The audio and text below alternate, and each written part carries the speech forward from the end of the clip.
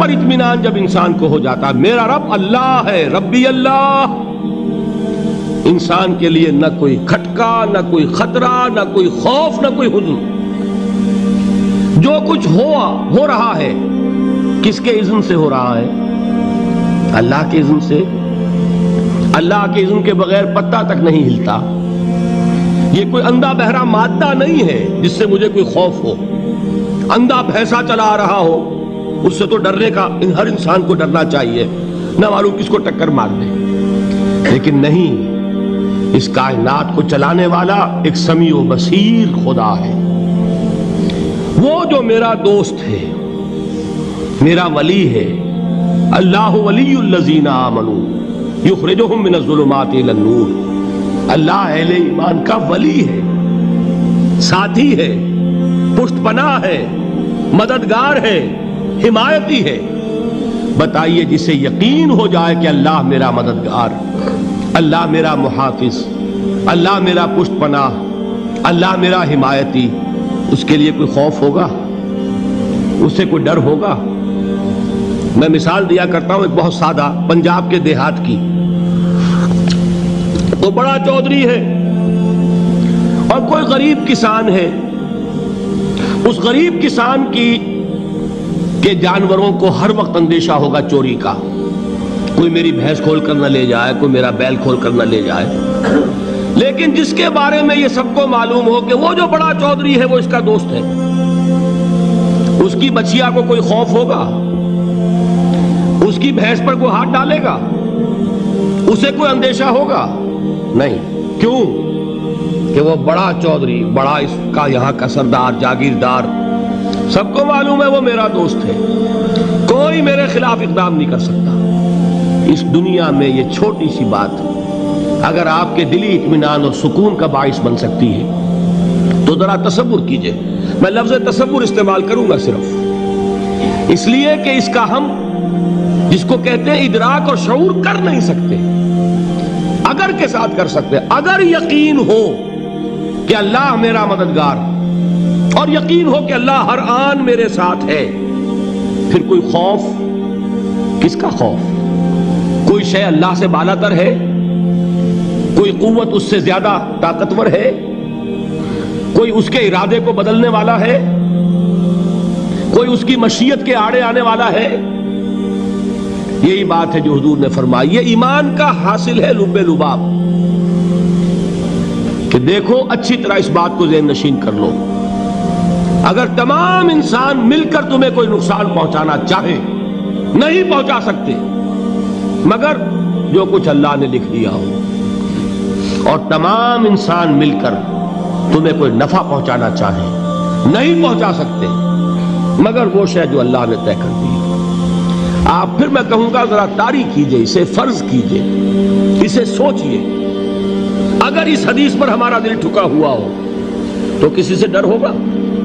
یہ مجھے نقصان نہ پہنچا دے، یہ میری رپورٹ خراب نہ کر دے، یہ میری انکریمنٹ نہ رکوا دے، یہ میرا یہ نہ بگاڑ دے، یہ میرے یہ نقصان نہ پہنچا دے۔ اس کا ڈر، اس کا ڈر، اس کا خوف، اس کی خوشامد، اس کے لیے جا کر طرح طرح سے اپنی عزت نفس کو ذلیل کروانا اس کے سامنے، یہ سب کچھ کیوں کرتا ہے انسان؟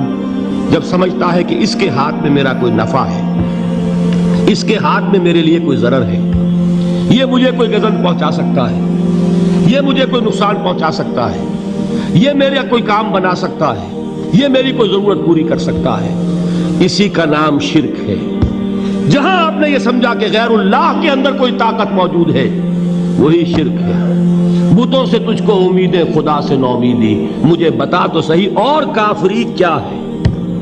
شرک تو یہ ہے جس پر بھی تمہیں یہ خیال ہے، کلمہ ہے یہ کلمہ سوم، لا حول ولا قوت الا باللہ۔ ذرا اس پر دل کو کبھی اگر آپ تصور کریں، پھر فرض کریں، دل ٹھک جائے اس پر، کوئی طاقت نہیں۔ یہی بات تھی جو شیخ عبد القادر جیلانی رحمۃ اللہ علیہ نے اپنی وصیت میں اپنے بچے سے کہی۔ 11ویں دینے والے ہیں، لیکن حضرت شیخ عبد القادر جیلانی کی وصیت اور تعلیمات کو کتنے لوگ ہیں کہ جانتے ہو؟ یہ جن مقامات تک پہنچے ہیں وہ کس چیز کی بدولت پہنچے ہیں؟ انہوں نے جو پیغام دیا وہ کیا تھا؟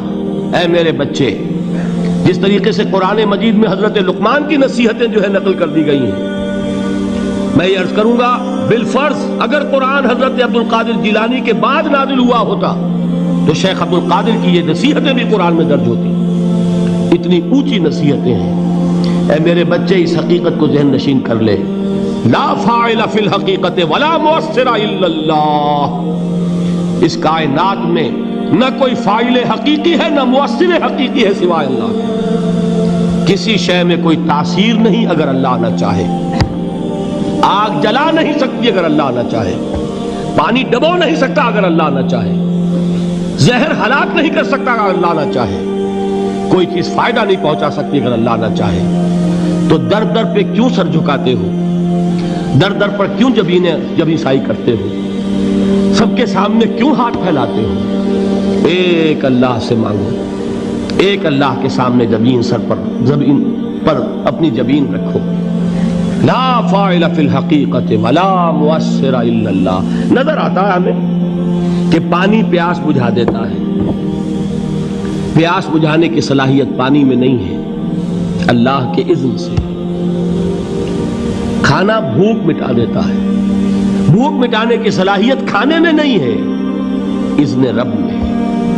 دیکھیے یہی یقین تھا حضرت موسیٰ علیہ السلام کا واقعہ یاد کیجئے۔ سامنے سمندر آ گیا ہے، قوم دیکھتی ہے پیچھے کہ گرد و غبار کا طوفان ہے۔ معلوم ہوا کہ فرعون اپنے لشکر سمیت آ گیا ہے۔ لشکر جب چلتا تھا تیز رفتاری کے ساتھ تو گرد و غبار کا جو طوفان اٹھتا تھا اس کا تصور کیجئے، اور لمحہ بلمحہ وہ قریب آ رہا ہے۔ پوری قوم نے کیا کہا ہے؟ اے موسیٰ انا لمدرکون، اے موسیٰ ہم کو پکڑے گئے۔ قرآن مجید نے تو یہاں وہ باتیں نہیں لکھی ہے، لیکن تورات میں یہ درج ہے کہ بنی اسرائیل جھگڑنے لگے، دست و گریبان ہو گئے موسیٰ کے ساتھ۔ موسیٰ ہمیں یہاں مروایا لا کر، اس سے تو ہم ہی بہتر تھے، وہاں کھانے کو ملتا تھا، زندگی تو تھی، بیگار ہم کر رہے تھے، موت تو نہیں تھی۔ اب جو کچھ ہوگا اس کا تصور کرو، جس طریقے سے ہمارے ٹکڑے اڑائے جائیں گے۔ تو لڑ رہے ہیں حضرت موسیٰ علیہ السلام سے، یہ تورات کی تفصیل ہے۔ قرآن میں صرف اتنا آیا ہے، پریشان ہو کر انہوں نے کہا انا لمدرکون، موسیٰ ہم تو پکڑے گئے۔ اس وقت موسیٰ کا جواب کیا ہے؟ کلا ان معی ربی سیہدین، نہیں، میرے ساتھ میرا رب ہے، وہ راستہ دے گا۔ بتائیے کہاں راستہ نظر آ رہا ہے؟